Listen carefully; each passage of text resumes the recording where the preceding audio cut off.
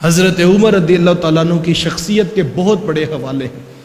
زمانے کے اندر عدل کی مثال حضرت عمر رضی اللہ تعالیٰ عنہ نے قائم کی۔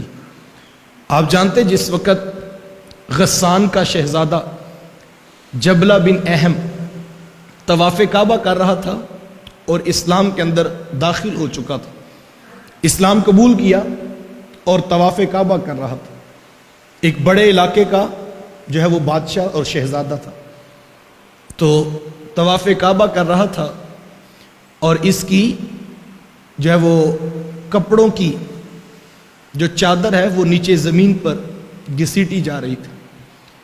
پیچھے سے کوئی دیہاتی حبشی طواف کرتے ہوئے وجد کی کیفیت میں لبیک اللہم لبیک کی صدائیں لگا رہا تھا کہ اس کا پاؤں اس کی چادر کے اوپر آیا۔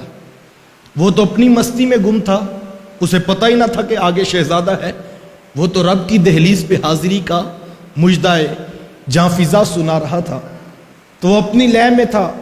اس کے کپڑوں پر جب پاؤں آیا تو اس نے پلٹ کر دیکھا اور ایک حبشی سیاہ فام اور جو ہے وہ دیہاتی شخص تو ایک زوردار تھپڑ اس کے منہ پر مارا اور کہنے لگا کہ تیری یہ جرت کہ ایک شہزادے کے کپڑوں کے اوپر تو پاؤں رکھتا ہے۔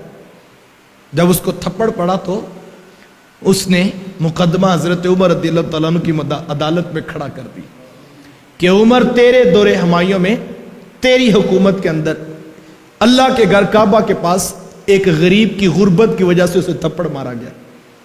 اب حضرت عمر نے دونوں کو اسی وقت کٹہرے میں کھڑا کر لیا، اسے بتایا کہ صاحب اس کو راضی کرو ورنہ اور کوئی بات نہیں، جتنے زور کا تھپڑ تم نے مارا اتنے زور کا یہ بھی مارے گا۔ اس نے کہا عمر تمہیں نہیں پتا میں کون ہوں؟ میں غسان کا بادشاہ ہوں، میں وہاں کا شہزادہ ہوں اور یہ ایک عام سا غلام اور حبشی نیاد شخص ہے اور میں اس سے معافی مانگوں اور اس کو راضی کروں؟ میں تو ایسا نہیں کرتا۔